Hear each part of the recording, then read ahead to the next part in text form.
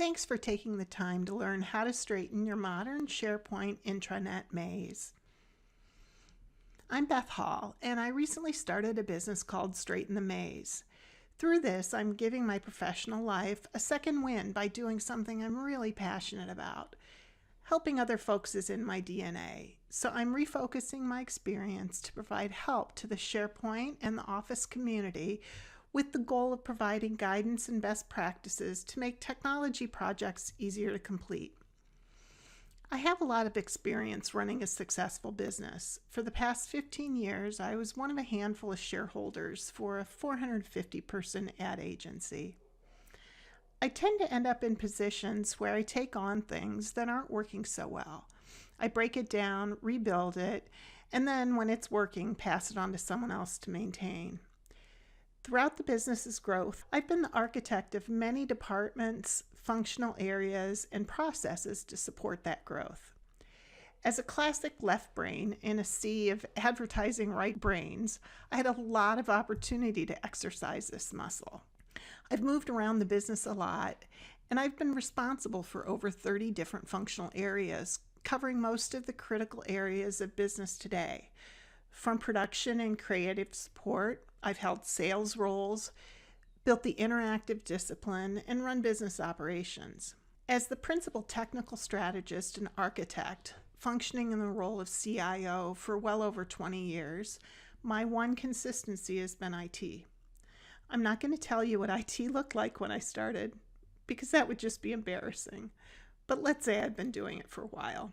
My experience as a change and process architect is particularly relevant to the intranet topic, because I see a very broken process related to how we produce and manage the development process of intranets today. I started out this journey seeing if I could break down and build it back up in a more modern way. I'm active online in a number of community forums where you may see the Bitmoji me. We're going to set the stage with a quick review of the state of intranets and intranet projects, and then talk for just a few minutes about the process that we go through for these projects. We'll spend the majority of our time with some alternative ideas that I think represent real practical ways that we can make these projects less painful. Ways to get them out of the weeds if you're already there. Then we'll talk about how these ideas apply to project staging for a more agile approach. And we'll tie it up with a quick outline of the resources I'm working on delivering to the community.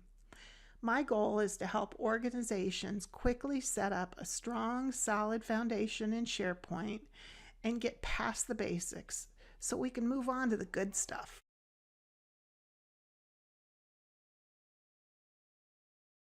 Businesses have high expectation for their intranets. People expect their intranet to be intuitive. They expect related information to be linked, regardless of what types of information it is or where it resides. Wikipedia and other consumer tools that we all use have set a high bar. One thing that we know that's consistent across all organizations, and that is that they change. Intranets need to be able to quickly change along with them. When they rename a division or a department, acquire a new product line, or reorganize the business for efficiency. Organizations are changing more rapidly than ever before, so their intranets need to be intuitive, with no training required even when changes happen. Most people are now comfortable with ever-changing technology. We're all used to overnight updates on our phones and things that today don't function exactly how they did yesterday. We figure it out and we move on. By leveraging this concept, organizations should be able to come to terms with an intranet that isn't perfect or complete on day one, but through incremental changes, we'll get there. This represents an opportunity for us to deliver solutions in a staged manner with regular improvements. It also represents an opportunity to deliver an intranet faster, less expensive, more flexible, and ultimately better. We're coming to terms with the practicalities of maintaining an evergreen environment. Today's releases are on a 4 to 8 week cycle when they used to be years. This is the new normal. The unrelenting change is both scary and intimidating, particularly for technical people that are used to a more structured workplace. To meet this challenge, many organizations are adopting a cloud-first approach, and the initial perception that cloud is more constraining has been flipped on its ear. Since on-prem releases now lag behind cloud versions, cloud is now the more robust offering. We're learning that in order to keep up, we shouldn't customize. Personalization is okay, but customization is difficult to sustain in this pace of change. This is another area where consumerization has had an impact for me. It makes it easier for executives and decision makers outside the tech arena to understand how important staying within the guardrails of native functionality is. It's the single most important thing we can do to future prepare our technology. And complex, man oh man is it complex. Let's take a look at the building blocks, as Microsoft calls them. The SharePoint product team refers to the parts of the ecosystem as building blocks. We've got site collections, sites and subsites, communication sites, collaboration sites, and hub sites. So let's collectively refer to them as sites. Other blocks include pages, lists, and libraries, published calendars, web parts, prepackaged apps, and you may be pulling information from outside into view. The SharePoint Home is a primary navigation path and news aggregation source, which the SharePoint app does for mobile. And you've got the full set of services in Office 365, which includes OneDrive, which is also your sync interface for SharePoint libraries. Bing is now our search. Delve is the relevance engine that sits on top of the search engine. The graph tracks everything you do and uses the data to make it more relevant. And people help you get to what you need. The Office Productivity Suite of Word, Excel, etc. are now fully connected, along with OneNote, Outlook, Sway, and Yammer. Teams, Planner, and Tasks are all about getting things done. Power Apps, Flow, and Forms allow you to customize and workflowize things. Power BI and Dynamics are all about the data. And Stream is video everywhere for everything. There's a lot here, but wait, there's more. Underneath these building blocks, we have the foundation that is our environment and admin functions. It's the relationship of hosted and on-prem or hybrid services. It's where we manage our users and our security groups, control compliance with loss prevention policies, and manage our legal holds. If we peeled back the skin, we'd see this layer is as full of parts and pieces as the building blocks are. The architecture sits on top of this. It's where you have your navigation, your taxonomy, and the framework that holds your contents. It's the fields and the views. Your content is sitting on top of this, but it isn't only content. Today, metadata is as important as the content. It's the context for the content. The content is the words on the page. The context is the who, what, why. It's the context that makes it reachable by the right people at the right time. This layer now also holds the visual design.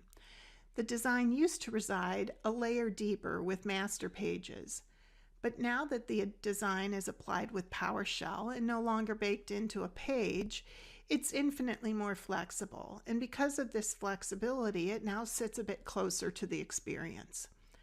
The top layer is the user experience, the deeply integrated way, when done right, that it all works together. Each one of these layers are chock-a-block full of elements, just like the building blocks layer was. They all work together, but they do not deliver the full experience unless they're all configured properly and working hand in hand upstream and downstream. That's a lot of parts and pieces to keep up with. You'll hear me refer to the Nielsen Norman Group studies. They're a very well-respected organization that focuses on all things UX research. They conduct regular studies and produce great articles about intranets. According to their studies on the best intranets, the average core intranet team is 14 people, tapping into 2 outside agencies or consultant groups for support. And they take 14 months to produce. That's averages, folks. Looking at their formula for team size relative to staff size, you can see that there's a minimum of 10 headcount committed to delivering a first-class intranet experience.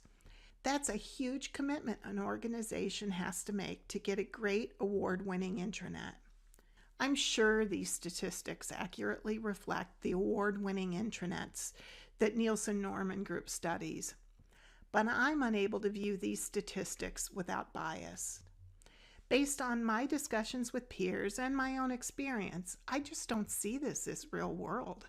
Most businesses, especially those in the mid-market, are not able or willing to commit this level of resources to their intranet. So how can the rest of us produce a knockout intranet without having to commit this level of overhead? Organizations need help simplifying this. You know what an intranet does. You know what it can do for your business. You just need a kickstart so you can move forward quickly. Decision makers do not have the time to read hundreds of pages or attend week-long courses. Internal team members are too busy running the business, which creates a dilemma. How do you get up to speed to make good decisions and ensure your critical technology is positioned for the undefined future? Intranet-in-a-box solutions are expected to be bulletproof, and they do a good job at attaining this. To achieve it, they tend to lag quite a bit behind the current release of SharePoint. In general, it seems like they're taking about a year to adopt emerging features and make them bulletproof in their environment. These solutions insert a layer between you and SharePoint, introducing another layer of financial commitment and another layer of technology to learn and manage. These factors inhibit some organizations from exploring this approach. Consultants are an attractive option to help fill in the gaps. But given the length of time these projects take and the financial constraints in businesses today, funding isn't always available at the level that's really required. So this may not be an option. There's a lot of DIY solutions as well. Many of us have developed the skills to build it on our own, but we often have a gap, especially in mid-sized businesses. We're either strong technologists, having a deep understanding of the technology and how it functions, but not as strong at developing a strategic roadmap for how to get from here to there. Others of us can handle the strategic part, but are challenged with connecting the business vision to the technology, or don't have the deeper technical skills. It's undeniable what Nielsen Norman Group states in their current report. Intranet teams are special in that a small number of people can have a huge impact on everyone in the organization. It's also undeniable that engagement from all team participants is difficult to achieve. Unfortunately, it's often the case where the loudest or most consistent voice is considered the most for important decisions simply because they show up. Culture is a huge part of every intranet.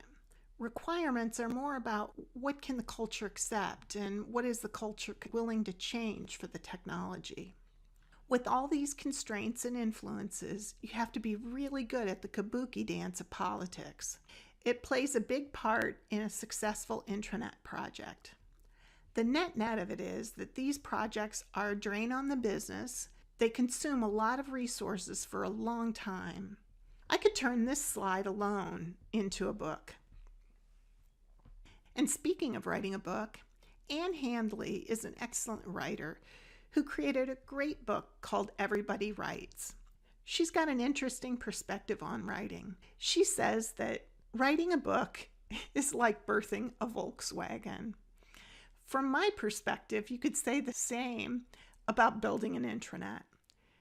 She goes on to say that the process is about as pretty as you'd imagine it to be. It's long and arduous, and you sweat a lot. and most of the work is done while you're crying. Let's look at the steps from a high level that most of us go through for these projects. We have a well-established tradition of practices driving this process. You're probably very familiar with this model, so I'm not going to get into any detail. It's an arduous process that is mostly waterfall phases, and it takes many businesses 14 to 24 months to complete. The end result of all this effort, time, and money is that every company's intranet is unique and starts from scratch. There's no standards to help guide you. It's complexity cubed. First, you have the complexity of the technology, layering on the complexity of the business, not to mention the complexity of the stakeholders. A lot of people are involved from every area of the organization. A lot of discovery and backgrounding has to happen. And until you get through the architecture aspect, most everything has to be done with waterfall phases. These projects are vampires that suck time, money, and other organizational resources. They produce a lot of churn. I'm sorry, I'm allergic to bullshit. I call bullshit. Why is this so darn complicated? We need to capitalize on our collective experiences over the past few decades. Intranets are not a new thing. We need to find a way to build a solid foundation and get the basics out of our hair so we can focus on the truly unique things that our business needs from an intranet. We're all working to reinvent the wheel, and I just don't think there's a reason for us to start from scratch and each do the same thing. Let's talk through an alternative way. It's clear that this approach won't be for everyone. It's definitely not a one-size-fits-all proposition. We talked earlier about the approaches people take for these projects today, tending to be intranet in a box, consultants, or do-it-yourselfers. I see this as a fit for those businesses that are seriously constrained. They're unable to hire consultants for the full scope. It doesn't seem to be an approach for large multinational businesses that have more resources for these sorts of internal projects. It would definitely be good for the DIY folks. The world is changing, the technology has changed, and this approach may help us change as well. So buckle up and put on a fresh perspective. I've been analyzing more than 100 intranets, and every one of them includes certain things that I'm calling the core functions. The first bucket of things they do is official communication from the business published out to all employees. There's 4 main things in this bucket that everyone has: internal news and a company calendar of events. Announcements is things like promotions and reassignments, even including life announcements like marriages and births. Some organizations let people know about staff exits. These are the sorts of things that fall into announcements. Notices are operational or administrative alerts to items like maintenance windows or weather alerts, fridge cleaning, parking lot repavement notices, anything that isn't really news but people need to know about. And they're typically calendar-based events. The next bucket is a knowledge base of information that people need to look up or reference. It's kind of like that book on a shelf that's everything you ever wanted to know about us and more. Only it's not on a shelf, and it's probably more than one book. There's a handful of topics in this bucket. About us is our locations, the leadership team, our customers. Our departments is also in this area. I think of it as a department's signboard to the organization. It's published information that a department or a business unit wants to share with the organization about what they do. It is not a department's team site or collaboration area. How we work is a significant topic, and it covers our general business practices and our product. the thing we make or sell, our service or our production process. The office, the workplace, our products and industries, processes and systems, purchasing, our technology, they're all in this area. Next up is the category of HR benefits and pay, where you'll find all the important things about your employment. Training and reference is about your career and learning. It's the new employee onboarding, certifications, and all the training about our systems and tools. Manager resources is just for managers, and it outlines policies, hiring, coaching, performance, and all those manager things. These are things that consistently are in just about every intranet I've evaluated, and I call them the core intranet. The second category of things are items that are quite common, but not in every intranet, and I call these the common items. The first bucket is collaboration and team sites. Remember over in the knowledge base, we had a department's shingle to the organization? Well, this is the other side of that, where they collaborate. We're keeping very strict lines between these two things. On one side is where we work together, and on the other side of the line is where we publish information to the organization. These collaboration team sites or teams fall into three categories. Organizational units, which I'm representing here as department. Your work group is the distributed team that you work with, and they usually have participants from other areas of the organization. And the last is project teams, teams that are put together for one-off assignments. The difference between projects and work groups are that projects are typically one and done, and work groups are more of a permanent assignment. The next bucket that's common, but not everyone needs, is microsites. These are mini, non-permanent, or unofficial publishing sites. They're often used to introduce an initiative or a new service. They may be something fun, like a site that a bunch of guys put up to promote their Movember charitable activities and events. Or they might be a promotional site for all the information related to a new service that IT is introducing.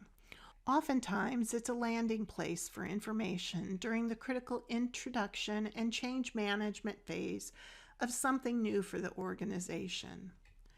The team introducing it can do whatever they want within the microsite. And when the introduction is done, that site will come down, and all longer-term information will move into the knowledge base permanently. So think of microsites as non-permanent or unofficial independent sites. The third and final category of things that people do with their intranets are very unique to each business. They tend to fall into two major categories. Complex workflows, this is beyond a list or document approvals and basic data administration. And the line of business applications, these are things that are unique to the business that you do, the tools that you have, and the way that you work. They may be related to the product you sell, or fleet you manage, or resource management of your staff. They are 100% you. Let's step back a bit out of the details. These buckets aren't just for content, but I also see an increasing scale of complexity, along with their strategic value to the business. Now, I'm not saying that the knowledge base and official communication don't have value to the business. They totally do. It's just more of a tactical value than a strategic one. The knowledge base and official communication are items that executives of an organization can commit to on behalf of everyone. But as you move to the right, these elements really need more insight from the users on the ground for them to be successful. I see an increasing number of people being involved in the planning and execution. And as a business owner, where do I want you to spend your time and effort on these projects? So how do we get to standards? Let's take the unique things off the table. We know they aren't candidates for standardization. And let's take the microsites off the table because they're really one-off. I'd also like to take the collaboration sites off because that's something that is being significantly impacted by the Teams application, and there's a lot of smart folks working on figuring it out. I don't think we're quite ready for standards there. This leaves us with our knowledge base and official communications. This is a huge chunk of an intranet functionality that by having standards for, we can get people out of painful situations and keep them out of trouble. And it saves a ton of time, money, and grief. So to summarize the hypothesis that this approach is built on, clearly there's certain things we all do with our intranet. Let's create best practices for them that's built on strong, solid, future-ready approach. And let's get them the heck out of our hair so we can focus on the truly unique needs. It's a mandatory for any business to have these core intranet features. It isn't a choice. It's just a standard business necessity. You shouldn't have to have meetings to discuss or write a document and make a presentation to support these things. You shouldn't have to convene a large group of users to define these things. The core intranet is like providing pens and pads of paper to your employees.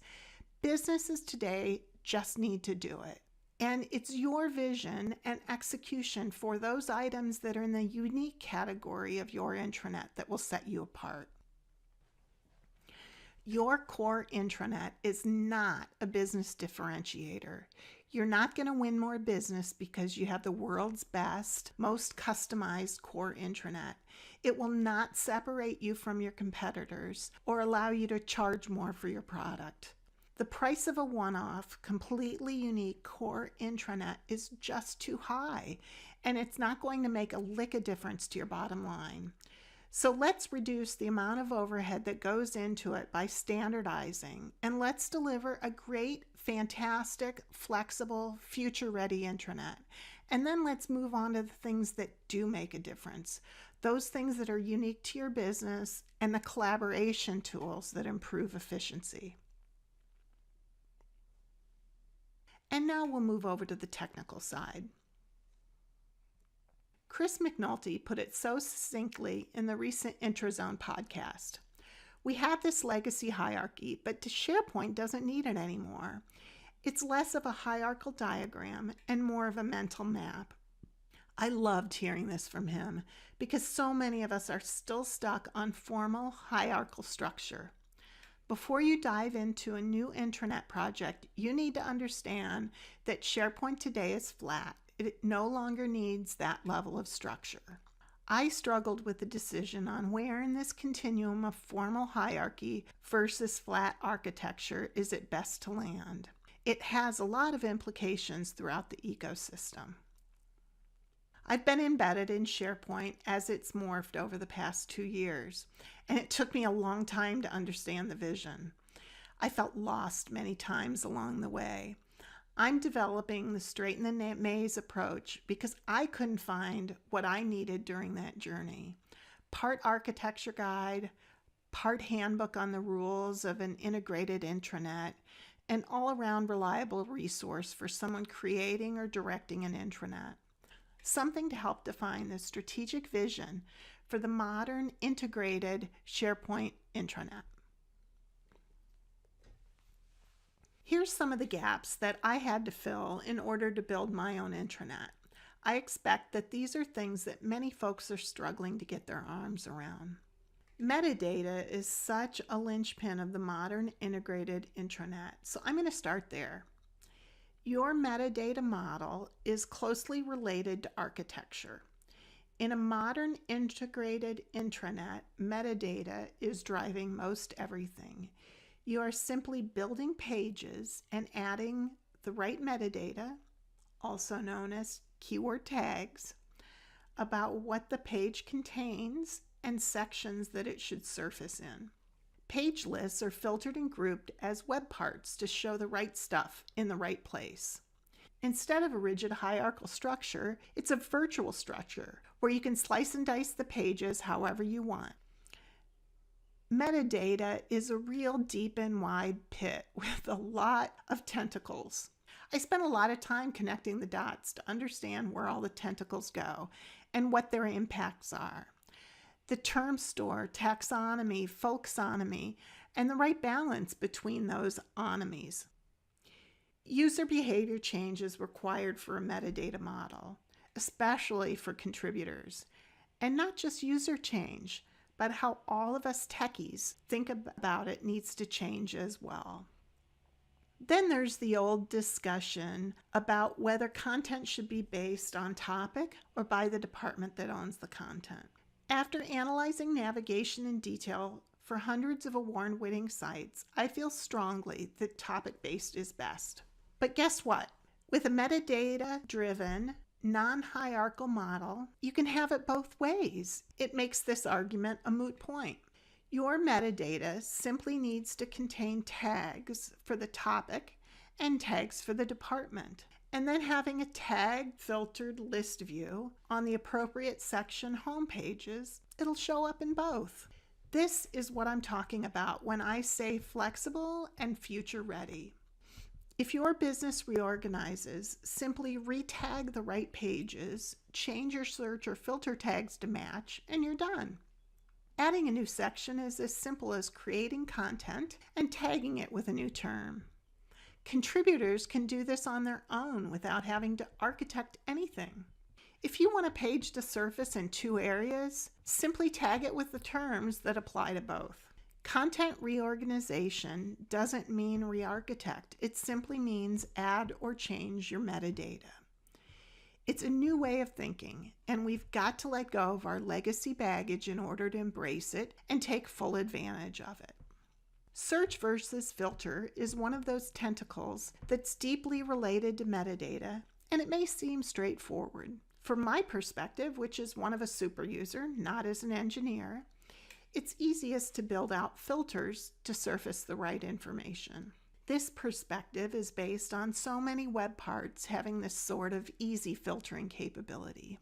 But it turns out that you get better performance if things are surfaced through search, using typical Boolean terms to reach out and pull just the content that's needed back, with focused searches using the metadata columns. It's a subtle difference, but a meaningful one for performance. Metadata is not only a linchpin of the modern intranet experience, it's a technical complexity that has a number of hidden gotchas, and it really needs special attention. Once you've got your arms around it, you'll be able to do things like auto-apply tags based on where a file is uploaded to. If you're building an intranet today, someone on the team needs to become your metadata expert. We also have gaps in architecture and navigation. It'll really help you to get your arms around things if you keep very clear lines of purpose between the buckets of what we talked about earlier. At a minimum, each of these buckets would be a separate site. Some may be separate hub sites or even site collections. Take a look at the official communication bucket, and it becomes quickly evident that this is simply a modern communication site. News is baked in, so is the corporate calendar. Announcements. This is the area for promotions and such. Well, this is probably a custom list for most organizations. A simple one, but a custom list nonetheless, or you could use a calendar. Notices. Those are those items like maintenance windows and parking lot closures. This can easily be a unique category of items that's scheduled on the corporate calendar. You can then filter them in or out depending on the view. Microsoft has done such a wonderful job with modern communication sites that it can simply stand on its own for this purpose. And now for the gaps related to knowledge base. Since we now understand that we live in a metadata-driven world, architecture really has a new meaning, and it's now simply the topics and their organization. And that, my friend, is all about the user experience. I've been working my way through the Nielsen Norman Group's detailed reports on intranets, and this shakes out to a couple hundred award-winning intranets that I'm deep diving into. I'm analyzing all of their architecture in great detail and creating a standard topic organization map. I'm well into this with close to 100 intranets under my belt. They are amazingly similar. The level of detail they are broken into varies quite a bit, but the general organization is very typical.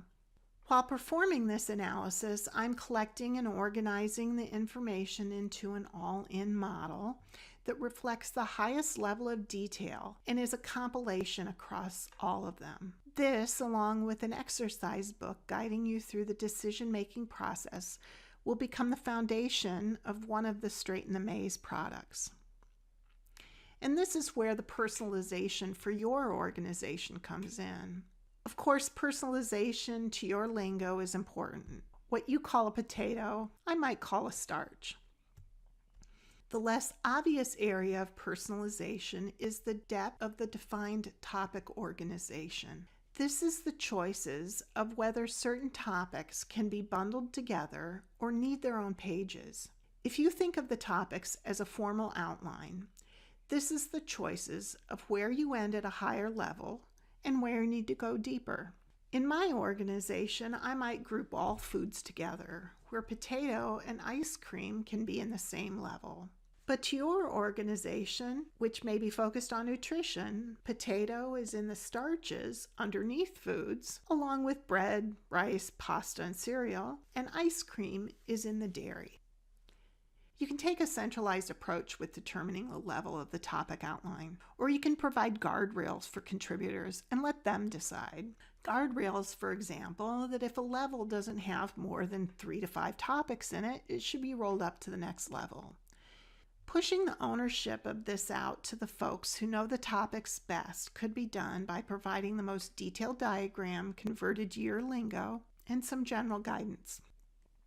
We can have focus groups and workshop this to death, or we can just go for it, making a lot of assumptions and guesses, and then monitoring real live use and circling back around and tweaking our keywords, searches, and filters to match what's happening in the real world, which is where I'd rather invest my money, setting standard expectations that it's a constantly evolving ecosystem that's going to evolve to meet your needs as those needs change. The next topic that I had a lot of gaps in is pages. You can have the best copy in the world, and it can still be a really crappy page experience that leaves the user struggling. I know I've been beating the metadata drum a lot, but it is critical that contributors understand metadata and apply good insights to their metadata.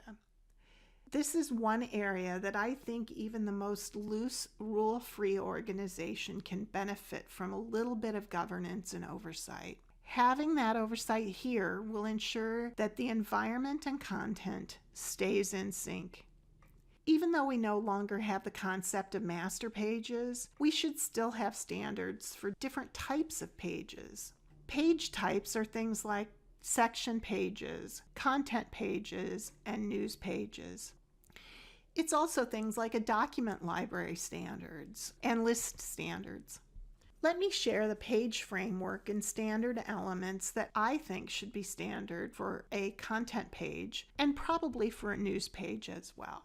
So here's an example page, starting with a header image that's a true visual representation of the concept of the page's content. It is not a text repeat of the page name or headline. This is used throughout the Office 365 ecosystem as a visual representation of the topic, so let's ensure it represents well. The page content should tell a compelling story supported with the full portfolio of web parts.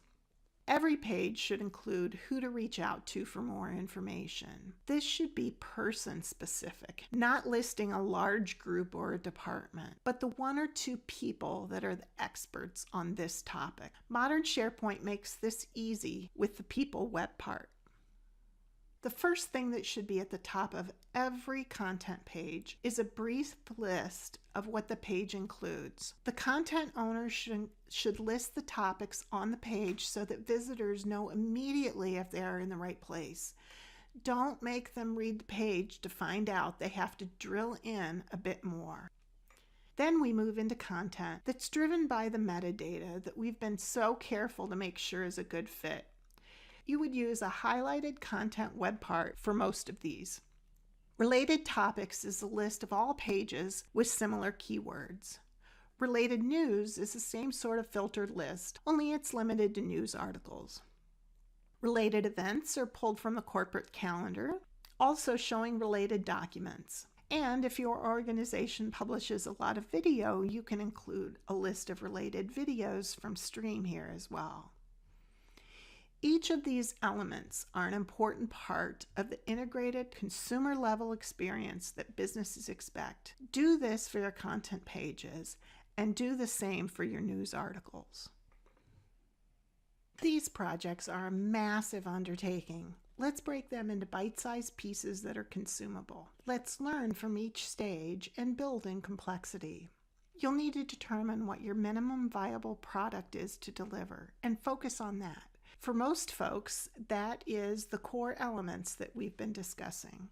So here's a high-level staging plan. You'll focus first on the core items. We'll plan these items, build the environment, train our contributors so they can build the content while we're finalizing the UX, page architecture, and such, quickly delivering the standards-based intranet. After that is live for a short time, we'll move on to the common items that not everyone has a need for. More stakeholders need to be involved in the planning for these collaboration elements, and site owner training will be needed for the microsites. Through this stage delivery, decision makers on the more complex, unique items will be gaining familiarity with the ecosystem. As a result, better decisions can be made when you're going through the process of developing your plan for these items that are truly unique and impactful to your business.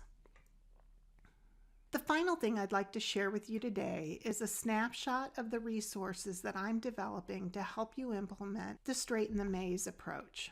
I am producing reports and tools that pull together all of the pieces into simple, cohesive how-to guides, approaches to help you work around the technology gaps.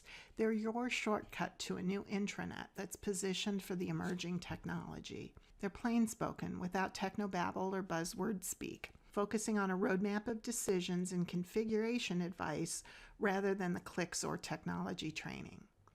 There's 8 parts that together provide the whole guide to a ridiculously good intranet.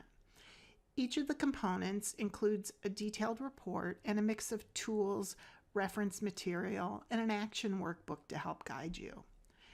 Part 1 is an overview of the full picture, diving into more detail on the topics discussed today, plus introducing a number of important considerations. Part 2 is all about architecture, also known as topics in their organization, including the detailed all-in model for the knowledge base content that I talked about earlier, a checklist of topics and guidance on how to personalize them for your business, common naming options, steps to performing a content inventory and map your existing content. A technology overview is also included. Part 3 focuses on pages, lists, libraries, and structure map. We'll deep dive into content categories and the page structure standards. Part 4 is about content metadata and keywords, setting up and using tags to link related information, enhanced navigation via metadata, and leveraging search. In Part 5, I'll share a project plan and presentations. This kit will provide detailed templates and options so you can be fully equipped as the expert project manager using this model. There are details about each step and templates for both the project plan and internal sales presentations. Part 6 will go into details about governance and refining and improving your intranet. Essentially, we're taking the component of user input on the architecture and moving it to after go live. We'll go through that full process here. A lab environment is a critical service to provide, so we'll talk about that in Part 7. A lab will give you a place to test new approaches and emerging features, to build more complex functionality you'll need for the unique items, and also it'll provide you with an alternative environment to test and train in. So I'll walk you through the steps of setting one up. And the final report in the series, Part 8, is all about your most important audience, the contributors. Think about what a challenge it has been for us as technologists to get our arms around the new SharePoint and the integrated nature of Office 365. It took me almost 2 years of committed, constant deep dive to feel comfortable. Now think about what a challenge it's going to be for your contributors. In Report 8, we'll focus on their comfort, tools and resources to help them dive into the new intranet and start producing great content right away. We'll also go through some simple governance steps you can take to ensure that the internet you deliver remains ridiculously great. From a timing standpoint, I expect to have the first 2 reports available in the first half of the third quarter of 2018, and then introducing 2 more reports every few months. I'd like to share my dream with you. My hope is that this is a spark for a movement to make intranet projects easier, to get us out of pain, to make the whole thing less overwhelming, and to focus our efforts to the areas that really matter. This is why I started Straighten the Maze. The report kits are the things that I was looking for, that I needed to guide me through the process and make my team's efforts more direct. If you'd like to receive an email when new reports are available, you can sign up at straighthenthemaze.com. Thanks for spending the time with me today.